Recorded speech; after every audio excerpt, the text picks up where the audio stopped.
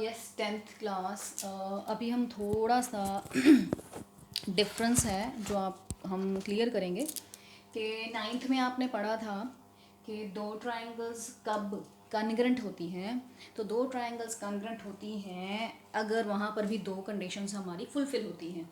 तो वो दो कंडीशंस कौन सी हैं? पहली एंगल्स के रिगार्डिंग, दूसरी साइड्स के रिगार्डिंग। बट वहाँ पे वर्डिंग चेंज थी। क्या थी वो वर्डिंग? कि दो ट्रायंगल्स कॉन्ग्रेंट कब होंगी? अगर दोनों ट्रायंगल्स में कॉरस्पॉन्डिंग एंगल्स इक्वल होंगे। तो ये रही वो दो ट्रायंगल्स केस 1 में ABC ट्रायंगल है एंड ट्रायंगल PQR है। तो पहली कंडीशन जो अभी हम बोल रहे थे कि दोनों ट्रायंगल्स में कॉरस्पॉन्डिंग एंगल्स इक्वल होंगे, एंड दूसरी कंडीशन कि दोनों ट्रायंगल्स में कॉरस्पॉन्डिंग साइड्स इक्वल होंगी, कॉरस्पॉन्डिंग साइड्स इक्वल होंगी। ठीक है, तो क्या therefore triangle ABC is congruent to triangle PQR। ये कॉन्ग्रेंसी का सिंबल था, ये भी आपको याद होगा 9th क्लास। ठीक है, तो ये था कॉन्सेप्ट हमारा केस 1 में। ट्रायंगल्स कॉन्ग्रेंट अगर होती हैं तो कौन सी कंडीशंस होती हैं और क्या सिंबल रहता है उनके लिए। बट अभी जो हम हमारे चैप्टर में कर रहे हैं वो है केस 2 कि दो ट्रायंगल्स हमारे पास कब सिमिलर होंगी। तो उसके लिए अभी अभी हम पढ़ कर भी आए हैं कि कॉरस्पॉन्डिंग क्या फर्स्ट कंडीशन रहनी चाहिए कि दोनों ट्रायंगल्स में कॉरस्पॉन्डिंग एंगल्स इक्वल होने चाहिए। मैंने यहाँ पर खाली छोड़ दिया ताकि फिर से एक बार आपको रिमाइंड हो जाए, रिकॉल हो जाए। तो angle A is equal to angle P, angle B is equal to angle Q, angle C is equal to angle R, and second condition corresponding sides are in the same ratio। तो कैसे लिख रही हूँ please फिर से ध्यान देना।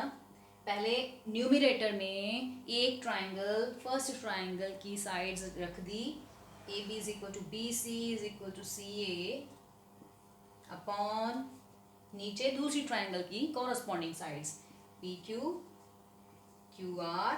क्योंकि यहाँ पर CA था, CA, तो निचली जो साइड होगी वो भी RP होगी। ठीक है, therefore triangle ABC is similar to triangle PQR। ध्यान रखना सिंबल का, सिमिलर का सिंबल कॉन्ग्रेंट के सिंबल से अलग है, सिर्फ ऊपर वाला साइन हम ले लेते हैं सिमिलर के लिए। ठीक है, एक और चीज इंपॉर्टेंट चीज, ये कॉन्ग्रेंसी कॉन्सेप्ट में दोनों ट्रायंगल्स या कह लो दोनों फिगर्स जो होती हैं वो सेम साइज होगा, उनका कोई भी डिफरेंस नहीं होगा, जैसे कि आप यहाँ और यहाँ पर देख रहे होगे। बट केस 2 जो कि हम अभी कर रहे हैं हमारा चैप्टर सिमिलैरिटी ऑफ ट्रायंगल्स, इसमें क्या है, साइज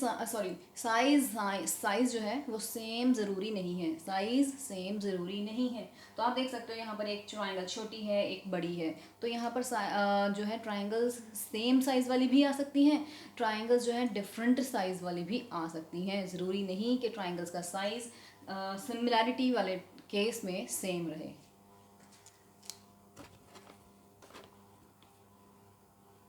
तो अभी हम नेक्स्ट करने वाले हैं हमारी most important theorem, basic proportionality theorem, BPT, basic proportionality theorem, जिसको थेल्स थ्योरम भी बोलते हैं, मोस्ट इम्पॉर्टेंट थ्योरम। सबसे पहले हम एक पहले ही हेडिंग दे दिया है लर्न स्टेटमेंट। इसकी स्टेटमेंट आपको लर्न करनी है क्योंकि कभी कभी एग्ज़ाम में वो कह देते हैं स्टेट एंड प्रूव। तो स्टेट एंड प्रूव मतलब आपको जो है उसकी स्टेटमेंट मेंशन करनी है, प्रूफ तो करना ही है।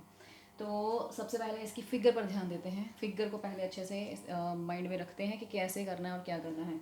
सबसे पहले और फिगर बनाते बनाते आपको स्टेटमेंट आनी चाहिए।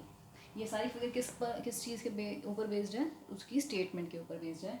तो स्टेटमेंट के अकॉर्डिंग क्या आता है कि if a line is drawn parallel to one side of a triangle, if a line is drawn, if a line is drawn parallel to one side of a triangle,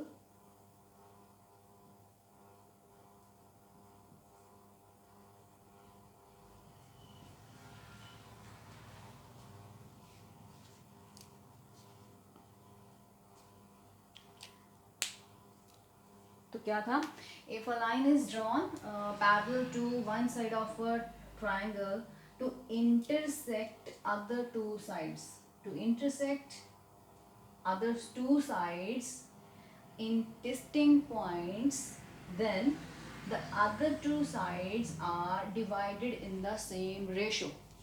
ठीक है, okay मैं दोबारा से बोल रही हूँ. मैंने क्या बनाया, क्या किया यहाँ पर कि a line is drawn parallel to one side of a triangle. जो बोला गया है स्टेटमेंट में वो हमारा गिवन पोर्शन है. DE is parallel to BC.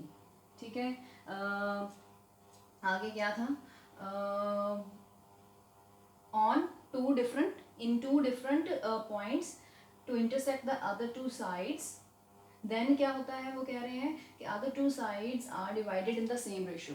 Other two sides are divided in the same ratio. ये हम रखेंगे अपने to proving part में कि other two sides are divided in the same ratio. AD upon DB, एक ये ratio हो गई. दूसरी रेशो AE upon EC, दूसरी रेशो हो गई.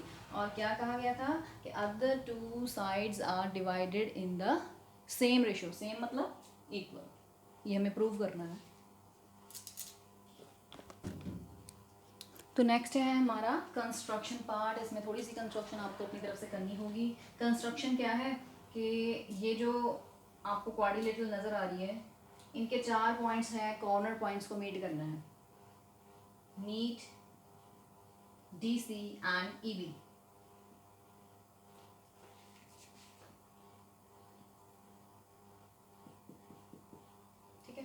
दूसरा स्टेप कंस्ट्रक्शन का क्या है कि ड्रॉ करना है अपनी तरफ से DM perpendicular to AE.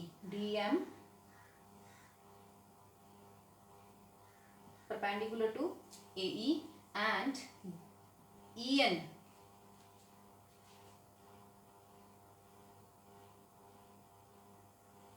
Perpendicular to AD.